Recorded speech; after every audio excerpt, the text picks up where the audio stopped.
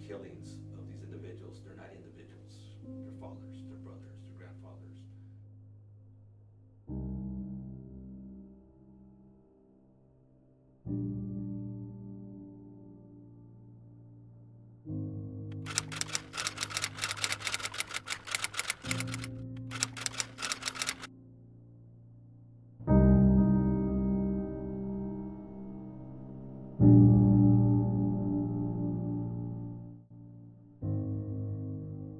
While conducting research for a project in my Mexican American history class, I came across this gruesome photo taken in my hometown. This led me to discover the lost history of my people that had long been buried by my hometown, state, and nation. I come from the South Texas region known as the Rio Grande Valley, located on the tip of Texas along the Rio Grande River. This area was first established by Jose Escandon. Due to its geography and climate, it became a primarily ranching community. These small communities would later grow into cities on both sides of the river.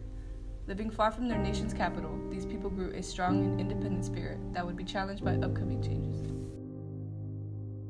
A gradual transition from a ranching economy to one based on commercial agriculture that required a steady supply of labor. And so what happens to the majority of Mexican Americans who then begin to lose their land because they couldn't produce titles or titles that had been lost in the family. They had to prove their land ownership after the War of 1846, the war between the U.S. and Mexico.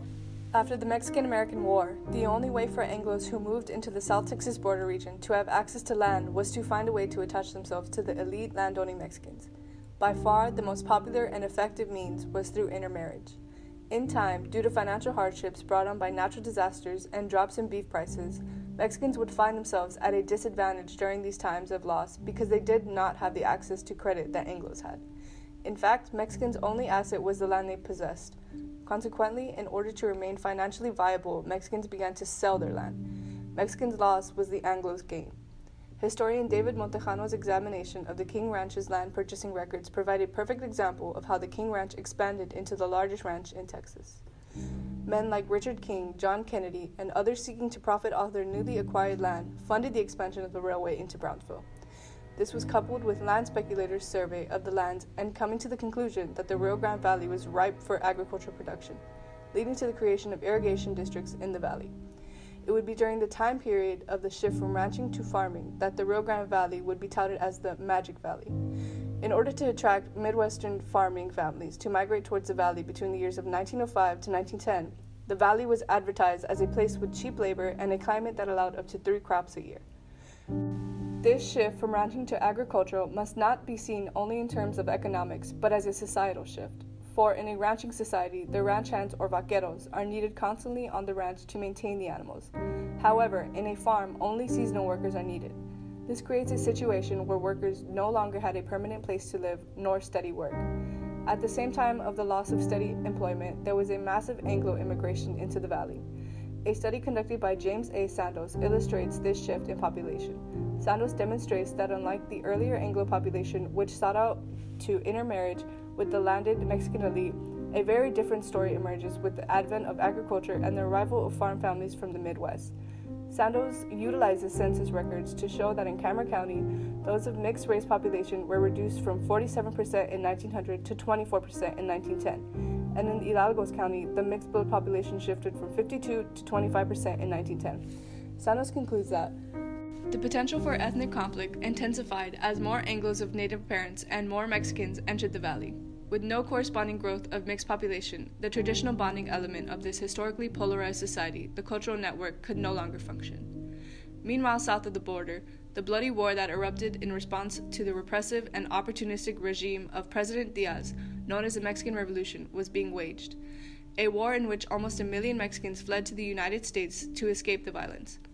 This exodus of refugees would only fan the flames of racial tensions in the South Texas border community. These tensions would explode into violence along the border. With pleas from the Anglo community, the Texas Rangers were called in, at the head of which was Henry Ransom. Ransom unceremoniously ended his career as chief of police in Houston by murdering a defense attorney. Ransom's appointment and assignment to the Rio Grande Valley demonstrated the type of person and law the governor of Texas felt was needed to deal with the violence on the border. Ransom's reputation was such that newly appointed Sheriff of Cameron County, W.T. Vann, went to Austin to protest his assignment, but his arguments fell on deaf ears. Violent acts against Mexicans rose with the arrest of Basilio Ramos in McAllen, Texas, on January 24, 1915. In his possession was a document known as the Plan de San Diego.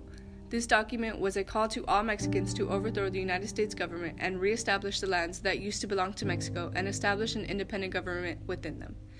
It asked for the assistance of African Americans in obtaining 6 states from the United States in which they could establish an independent republic, the murder of all North American males over 16, and the redistribution of native lands back to their respective tribes. Thus included in this document was every fear that the average 1900 Anglo possessed, insurrection of the races, the loss of portions of the United States to those races, and the murder of all Anglos in the Southwest. In addition, it was proof that the bandit raids occurring in South Texas were indeed the beginning of a sinister Mexican organization's attempt to reclaim Mexican lands and murder and steal from the Anglos. Great-grandfather and his father, my great-great-grandfather, who were both killed at the same time, they were lucky that they got buried, because my great-grandmother was able to bury them, right, and provide a funeral and all that. What I guess still shocks me now, this is why the marker embedding was so important today, is that you have people who were not buried, and that's a very important part of being human, being respected enough that people cared enough to actually bury you. Official numbers of the dead are almost non-existent. As stated above, the fact that so many Mexicans killed drew little attention by the Anglo population. Furthermore, even President Wilson's investigative committee failed to find any of the alleged disappeared. Consequently, official numbers do not exist. As far as an official estimate, most historians allow for a wide range of numbers from 300 to 5,000. Of these numbers, it is estimated that more than 90% were innocent of any banditry. Nonetheless, these numbers, even if placed at the high point of 5,000, only tell part of the story. The above numbers help to paint a picture of the everyday lives of the Tejano border community, the state of terror they must have lived in as a result of law enforcement and the Anglo vigilantes' indiscriminate killing of Mexicans. National newspapers would report on the conflict between Rangers and the U.S. Army along the border. They stirred the anti-Mexican nativist sentiment on the American people. Clearly, the violence had to end. Enter State Representative J.T. Canales and the Canales Commission. We are here for the purpose of conducting an absolutely fair and impartial investigation with reference to our state ranger force, their activities and the necessities for a continuance of the force, and what, if anything, can be done for the betterment of the condition and rendering to the people of Texas a better service. Charges, I think I want to say 13 or 14 charges. The House of Representatives, they held hearings, and what it resulted was in the dismantling of the Texas Rangers. They went from one of the largest law enforcement groups in the state of Texas to one of the smallest. Today they're still very important, and the Rangers today are not what the Rangers were then. Unfortunately, they still carry the history with them, and hopefully they too have learned from their history. Hearings of the commission were to investigate exactly that. What were they doing? And obviously they found out what they were doing was what JT was saying all along. If not, they wouldn't have been dismantled. Roping Mexicans, dragging them by horseback, shooting them, hanging them by trees. It was vigilante justice without due process. The fact is, being Mexican means, or Mexican American or Hispanic meant that there was a possibility that you could be tried, convicted, and executed without ever seeing a court, a jury, and right there in the field.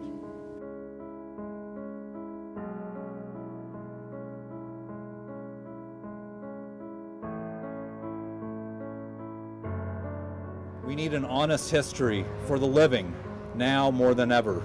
Today, we take one step towards that history. We refuse to forget.